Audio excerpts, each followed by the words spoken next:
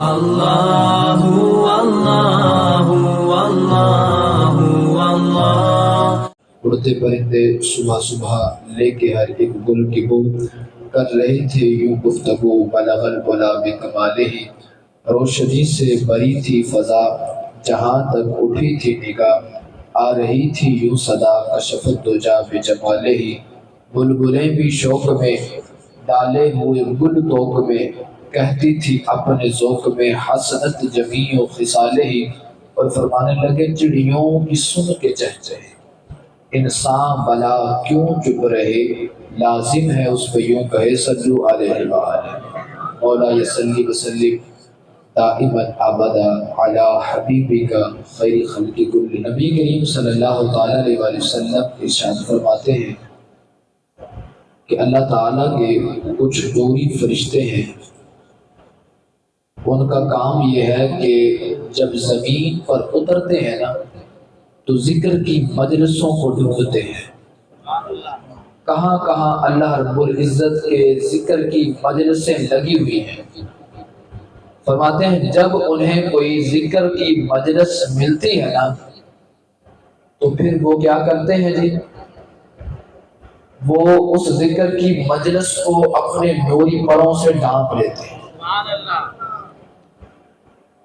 اور جب وہ لوگ ذکر کر کے فارغ ہوتے ہیں اور دعا کے لیے ہاتھ اٹھاتے ہیں نا، مانگ یہ رہے ہوتے ہیں، ان کی دعا پر فرشتے آمین کہہ رہے ہوتے ہیں۔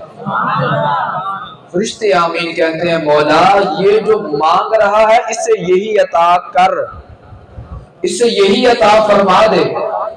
تو یہ بندے کی خوش نصیبی ہے، مانگے بندہ اس رات، یہ تو مطلقاً کہا نا جب بھی ذکر کی محفل لگی ہو، اور مانگے اگر اس رات، اور فرشتے کہیں اللہ آمین اسے یہی عطا کر دے، تو پھر وارے نیارے نہیں ہو جائیں گے بندے کے کہ جس کی آمین پر، جس کے مانگنے پر اللہ کی رحمت کے فرشتے آمین کہیں۔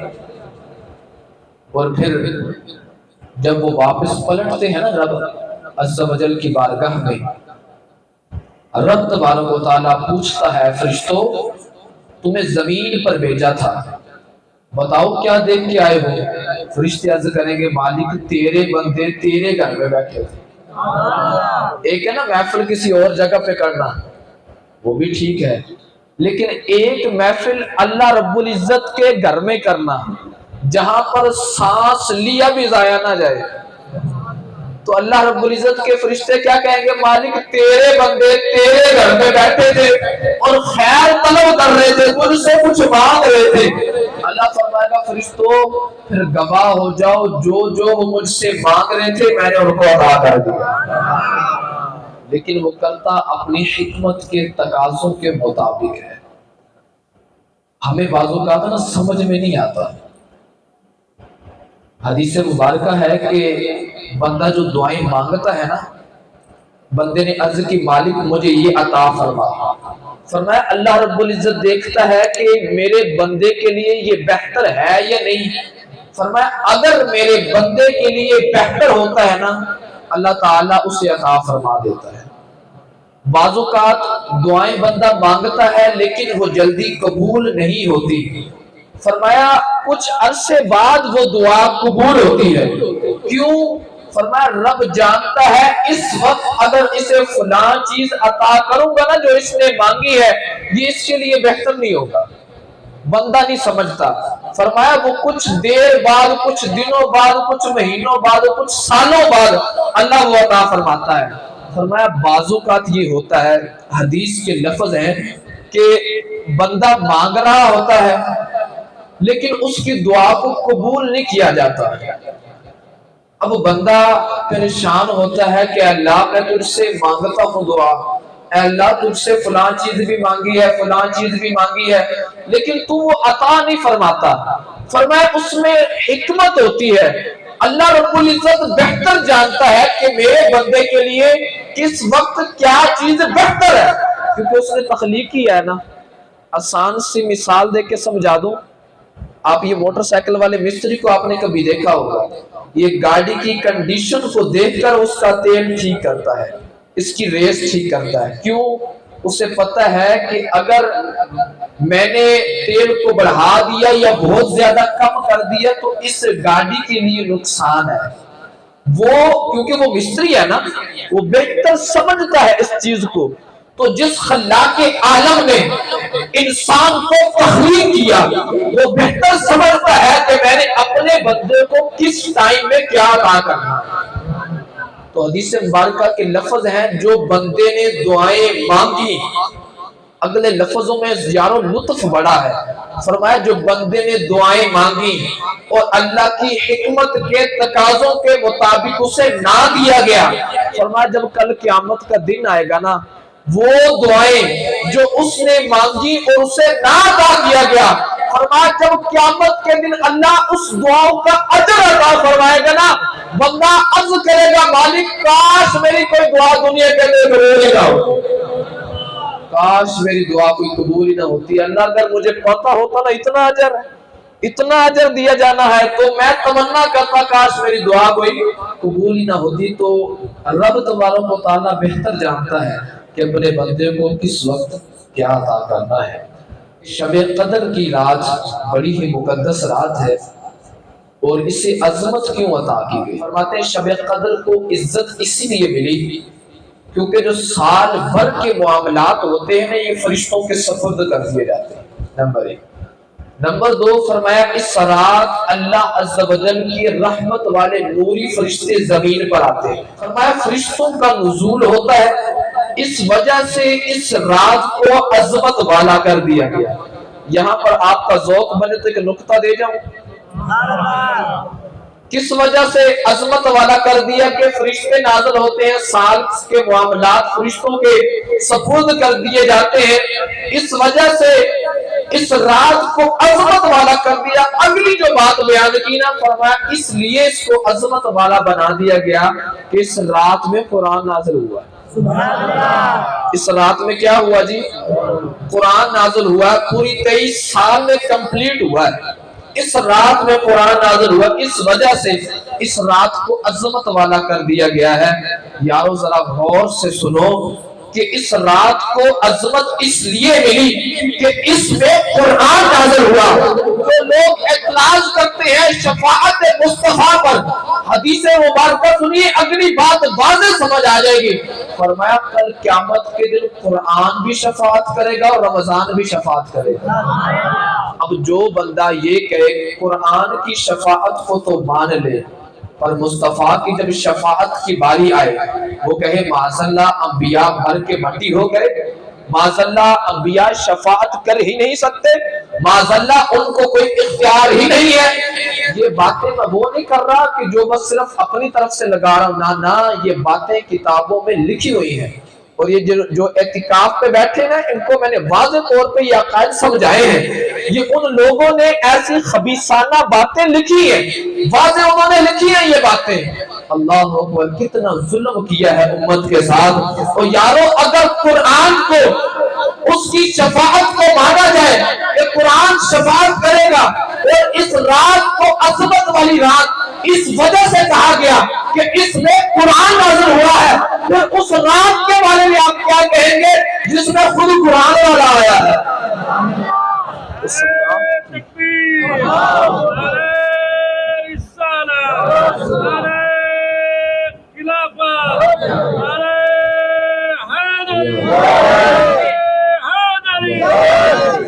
اس رات کے بارے میں آپ کیا کہیں گے جس میں خود قرآن والا آیا ہو؟ اب شفاعت کی بات کریں تو قرآن شفاعت کرے گا. حدیث مبارکہ اگلی سنیے تو اس سے اگلی بات سمجھ میں آئے گی. حدیث مبارکہ ہے کہ اگر کسی کا نابالغ بچہ فوت ہو جائے نا، نابالغ کچا بچہ مر جائے تو فرمایا جب کل قیامت کا دن آئے گا نا وہ بچہ رب کے حضور جھگڑا کرے گا اور پتہ کیا کہے گا؟ کہے گا اے اللہ میں اس وقت تک جنت میں نہیں جاؤں گا جب تک میرے دائیں ہاتھ میں میرے باپ کا ہاتھ نہیں ہوگا اور بائیں ہاتھ میں میری اماں کا ہاتھ نہیں ہوگا. اس وقت تک جنت میں نہیں جاؤں گا. اے اللہ میں ان کا پھل تھا، تو نے ان سے پھل کو لے لیا، فرمایا اس وقت تک جنت میں نہیں جاؤں گا جب تک ان کو جنت میں نجات لے کر نہیں جاؤں گا. میں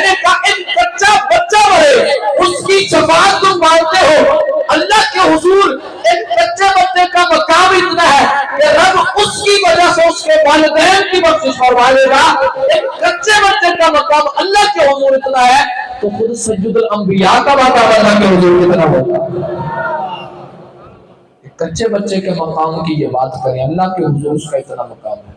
और जब हुजूर सय्यद आलम सल्लल्लाहु अलैहि वसल्लम अर्श के नीचे सजदा करेंगे और इतना तवील सजदा करेंगे और लबों पे होगा उम्मती उम्मती उम्मती, और रब का हबीब फरमाएगा ऐ अल्लाह मैं उस वक्त तक सजदे से सर नहीं उठाऊंगा जब तक मेरी सारी की सारी उम्मत को बख्श नहीं देते। फिर कहा जाएगा हबीब अब सर उठा लीजिए, हमने आपकी उम्मत को बख्श दिया। उस महबूब की शफाअत को कैसे न माने। शब-ए कदर हुजूर सय्यद आलम सल्लल्लाहु अलैहि वसल्लम इरशाद फरमाते हैं कि जो शख्स ईमान के साथ, इखलास के साथ, सिद्क़े दिल से इस रात इबादत करे, सय्यद आलम सल्लल्लाहु अलैहि वसल्लम फरमाते हैं अल्लाह अज़्ज़ व जल उसके पिछले सगीरा गुनाहों को बख्श देगा। और अम्मा आयशा सिद्दीक़ा रज़ियल्लाहु ताला अन्हा आप क्या फरमाती हैं? फरमाती हैं कि मैंने हुजूर अलैहिस्सलाम की बारगाह में अर्ज की, या रसूलल्लाह सल्लल्लाहु अलैहि वसल्लम जब ये शब कद्र आए तो मैं अपने रब से क्या मांगू? देखे ना, अगर किसी के पास माल हो तो वो उसने खर्च करना हो तो किसी न किसी से मशवरा करता है, यार मेरे पास ना कुछ पैसे पड़े हैं, बताओ कहां पर खर्च करने में ज्यादा सवाब मिलेगा, कहां पर मैं खर्च करूं वो पैसे। तो अम्मा आयशा सिद्दीका ने हुजूर की बारगाह में अर्ज की, या रसूलल्लाह इतनी मुकद्दस रात है तो बताएं कि मैं अपने रब से मांगू क्या। तो सय्यद आलम सल्लल्लाहु अलैहि वसल्लम ने जो जुमले इरशाद फरमाए ना, फरमाया आयशा अल्लाह करीम है, आयशा अल्लाह रहीम है, तो उस रहीम से अपनी मगफिरत ही मांगना। क्या मांगना जी? इस रात में क्या मांगना है? जरा सारे बोलिए ना ज़ौक़ के साथ। इस रात में क्या मांगना है? अब हुजूर की अज़वाज मुतहरात, ये सरकार सल्लल्लाहु अलैहि वसल्लम की अहले बैत, ये घर वाली हैं, लेकिन उनके लिए क्या सरकार फरमा रहे हैं? अपनी मगफिरत ही मांगना।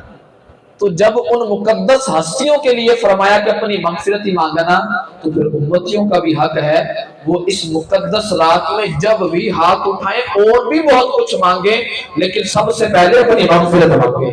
अल्लाह इस माह मुकद्दस में हमारी मगफिरत फरमा।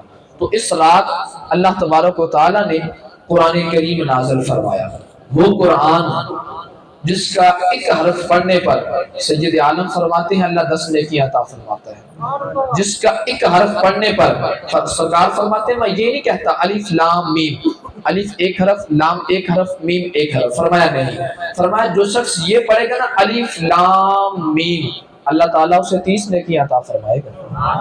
और कुरान पाक के अंदर हदीस मुबारका में जो मैंने कुरान पाक के हवाले से एक हदीस पढ़ी ना, तो मैं कहता हूँ उस हदीस पे रश्क आता है। सय्यद आलम सल्लल्लाहु अलैहि वसल्लम ने गोया कि अपनी उम्मत की तरबियत करके फरमाया, हुजूर फरमाने लगे लोगों दो शख्सों पर रश्क करना, कभी हसद ना करना। रश्क करना, रश्क। अर्ज़ की या रसूलल्लाह सल्लल्लाहु अलैहि वसल्लम वो कौन लोग हैं? हुजूर फरमाने लगे जिसे अल्लाह ने कुरान का इल्म दिया हो और वो कुरान का इल्म बांटता हो। फरमाया ऐसे शख्स पर रश्क करना और कहना वाह भाई तेरी क्या बात है, अल्लाह ने तुझे कुरान का इल्म दिया है और तू लोगों में बांटता है। और फरमाया दूसरा वो शख्स जिसे अल्लाह ने माल दिया हो और वो तकसीम करने लग जाए, वो तकसीम करने लग जाए। फरमाया ऐसे बंदे से कभी हसद ना करना, ऐसे बंदे पे रश्क करना और खुश होना और कहना अल्लाह इसे तूने माल अता किया है, इसे और अता कर और साथ मुझे भी अता कर। और कुरान करीम के बारे में ना हदीस मुबारका में लफ्ज है और कमाल के लफ्ज हैं, अगर बंदा समझे तो। फरमाया ये जो कुरान पाक है ना ये अल्लाह का दस्तरखां है। अल्लाह अकबर, ये क्या है जी? अल्लाह का दस्तरखां बिछा हुआ है। फरमाया तुम्हारा जो दिल करता है इससे उठा लो। एक है ना दस्तरखां पे पाबंदियां लगाई जाती है ना, भैया आपने ये खाना, ये को नहीं खाना, ये मेरा हिस्सा है। फरमाया ये अल्लाह रब्बुल इज्जत का दस्तरखां है, जो दिल करता है उठा लो, जो दिल करता है उठा लो। हदीस के अगले लफ्ज हैं, फरमाया ये अल्लाह तबारक व तआला की लटकती हुई रस्सी है, یہ قرآن پاک فرمایا اسے مضبوطی سے پکڑ لو، دونوں جہان میں کامیاب ہو جاؤ گے، دونوں جہان میں کامیاب۔ یہ دیکھیں نا قرآن اگر کوئی شخص پڑھا ہوا ہے تو اس کے لیے بھی فضائل بیان کیے، اس کی بھی اپنی عظمتیں۔ اگر کوئی شخص پڑھا نہیں ہوا، ان پڑھ ہے، اسے قرآن پڑھنا نہیں آتا، وہ صرف ہاتھ ہی لگا لے، فرمایا اس کو بھی نیکی ملے گی۔ اور جو صرف چوم لے لبوں سے، فرمایا اس سے بھی نیکی ملے گی، اس سے بھی نیکی ملے گی۔ اور جو کھول کے دیکھ ہی لے، فرمایا اس کو بھی محروم نہیں کیا جائے گا، اس سے بھی نیکی عطا کی جائے گی۔ اور حدیث مبارکہ میں ہے جو شخص قرآن کریم کو اڑ اڑ کے پڑھتا ہے نا، اٹک اٹک کے پڑھتا ہے، اسے صحیح قرآن نہیں پڑھنے آتا، فرمایا اللہ اسے 2 اجر عطا فرمائے گا۔ کتنے اجر جی؟ 2 اجر۔ صحیح پڑھنے والے کو تو جو ثواب ملے گا ملے گا، جو اڑ اڑ کے پڑھتا ہے اللہ اسے بھی 2 اجر عطا فرمائے گا۔ فرمایا ایک تو یہ کہ یہ سیکھتا تو ہے نا، اس کے سیکھنے پہ اجر ہے، اور فرمایا دوسرا اجر ہے بھلے اگر کے پڑھتا ہے رب کا کلام پڑھ تو رہا ہے نا، پڑھ تو رہا۔ ایک شخص کی قبر کو کھولا گیا نا تو دیکھا گیا کہ قبر ایک جنت کا باغ بنی ہوئی ہے۔ اب لوگوں نے کہا یار یہ کون سا ذی ادب والا شخص ہے کہ اس کی قبر جنت کا باغ بنی ہوئی ہے۔ انہوں نے گھر کا پتہ کیا، اس کی بیوی حیات تھی، جا کر کے پوچھا، کہا کہ اس کا کون سا ایسا عمل ہے کہ اس کی جو قبر ہے یہ جنت کا باغ بنی ہوئی ہے۔ اللہ اکبر، ہے تو ایک حکایت ہے لیکن اس حکایت میں بڑا کچھ ہے۔ بیوی کہنے لگی اور تو مجھے پتہ نہیں ہے اس کا کون سا عمل ہے۔ فرمانے لگی کہ یہ قرآن پڑھا ہوا نہیں تھا پر قرآن سے محبت بڑی تھی، قرآن سے پیار بڑا تھا، قرآن سے محبت بڑی تھی۔ فرماتی ہیں جب بھی مسجد میں جاتا نا لوگ قرآن کریم کو اٹھا کر پڑھتے تو اس کی آنکھوں میں سے آنسو آتے، کاش میں بھی قرآن پڑھا ہوتا۔ یارو بڑے دور چنگے تھے، بڑے دور اچھے تھے کہ لوگ نماز کے بعد قرآن پاک پڑھا کرتے تھے۔ آپ نے ناراض نہیں ہونا، آج پتہ وہ وقت آ گیا ہے کہ ہم نے قرآن کریم کو، میں نے اپنی نظروں سے دیکھا ہے، نظروں سے ایک گھر میں نے دیکھا قرآن کریم کو اتنا اونچے مقام پہ رکھ دیا گیا ہے کہ مکڑی نے وہاں پہ جالا بنا لیا ہے پر قرآن کو پڑھنے والا۔ اللہ فرماتا ہے افلا یتدبرون القرآن ام علی قلوبہم اقفالها، فرمایا یہ کیا قرآن میں سوچ و بچار نہیں کرتے، قرآن میں تدبر نہیں کرتے، اور فرمایا ان کے دلوں پہ مہر لگا دی گئی ہے۔ قرآن اتنا اونچے مقام پہ رکھ دیا گیا ہے پر کوئی پڑھنے والا نہیں۔ ہم نے نا پتہ کیا کیا ہے، ظلم کیا ہے، ہم اپنے قرآن کو اس وقت پڑھا جب کوئی مر نہ رہا، جب کسی کی جان نہ نکل رہی ہو، پھر ہم کہتے ہیں چلو جی قاری صاحب کو بلاؤ، بچوں کو بلاؤ، وہ آ کر سورہ یاسین پڑھیں، تلاوت قرآن کریں، اس کی جان نکل جائے۔ یارو سادے سے لفظ کہتا ہوں، قرآن کہتا ہے کیا تو نے مجھ سے مرنا ہی سیکھا، کیا تو نے مجھ سے مرنا ہی سیکھا، کاش تو نے جینا بھی مجھ سے سیکھا ہوتا، کاش تو نے مجھ سے جینا بھی سیکھا ہوتا۔ ہم نے قرآن کو الماریوں میں سجا کے رکھ دیا ہے اور اس کو پڑھنے والا کوئی نہیں۔ یارو آج قرآن دینے کی حاجت کم ہے، قرآن پڑھنے والوں کی حاجت زیادہ ہے، زیادہ ضرورت ہے۔ تو فرمائے سے قرآن سے نا محبت بڑی سی، پیار بڑا تھا۔ یہ جب بھی ان کو دیکھتا آنکھوں سے آنسو آ جاتے اور یہ گھر میں آ جاتا، آ کر قرآن کریم کو اٹھاتا، اس نسخے کو، رب کے کلام کو اٹھاتا اور پتہ کیا عرض کرتا، اوپر انگلی بھی پھیرتا جاتا اور عرض بھی کرتا جاتا اور کہتا مالک مجھے نہیں پتا کہ اس پہ کیا لکھا ہوا ہے کیونکہ میں پڑھ ہی نہیں سکتا، میرے تو علم میں نہیں ہے کہ اس کے اوپر کیا لکھا ہوا ہے، لیکن مالک اتنا یقین ضرور ہے یہ کلام جو تیرا ہے نا، یہ کلام تیرا ہے۔ فرمایا اوپر انگلی پھیرتا جاتا اور کہتا مالک اس پہ جو بھی لکھا ہے حق لکھا ہے، سچ لکھا ہے۔ فرمایا مجھے تو یہی لگتا ہے کہ اللہ کو اس کی ادا اتنی پسند آئی ہے کہ اللہ نے اس کی قبر کو جنت کا باغ بنا دیا۔ ہم یارو اتنا تو کریں، قرآن سے محبت ہو، قرآن سے دوری نہ ہو، بس یہی جملے۔ قرآن کے نزول کا نا کوئی مقصد اور تھا، ہم نے مقصد اور بنا لیا، ہم نے مقصد اور بدلنے والے بدل گئے اور نہ بدلنے والے رمضان المبارک کا مہینہ گزار کے بھی نہ بدلے۔ قرآن کا مقصد خوف خدا بھی تھا، اگر ہمارے دلوں کے اندر خوف خدا ہوتا تو جو آج ہم کر رہے ہیں نا یہ کبھی نہ کرتے۔ چوریاں کیوں ہوتی ہیں؟ اس وجہ سے کہ چور کے دل میں خوف خدا نہیں ہے، اسے پتہ نہیں میں نے اللہ کے حضور کھڑے ہو کے جواب دینا ہے۔ زنا کیوں عام ہے؟ اسی وجہ سے کیونکہ زانی کے دل میں خوف خدا نہیں ہے، اسی لیے زنا عام ہے۔ قوم لوط کی بیماریاں اس امت میں کیوں عام ہوتی چلی جا رہی ہیں؟ اسی وجہ سے کہ ایسے شخص کے دل میں خوف خدا نہیں ہے۔ اور دیگر معاملات پر اگر گفتگو کی جائے لوگوں کا حق کیوں مارا جا رہا ہے، وجہ یہی نکلتی ہے کہ دل میں خوف خدا نہیں ہے۔ ایک چیز ہے اگر دل میں آ جائے تو معاشرہ سدھر جائے گا، وہ ہے اللہ کا خوف۔ بندہ جیسا بھی ہو، دل میں اگر خوف خدا آ گیا نا تو بندہ سدھر جائے گا۔ اگر دل میں یہ بات آ گئی کہ میرا رب دیکھ رہا، پھر بھلے بند کوٹھڑی میں بندہ بیٹھا ہو تو گناہ کا تصور نہیں جاتا، کیوں؟ میرا رب دیکھ رہا ہے۔ بس یہی بات عرض کرنی تھی۔ اللہ تعالی ہمیں عمل کی توفیق عطا فرمائے۔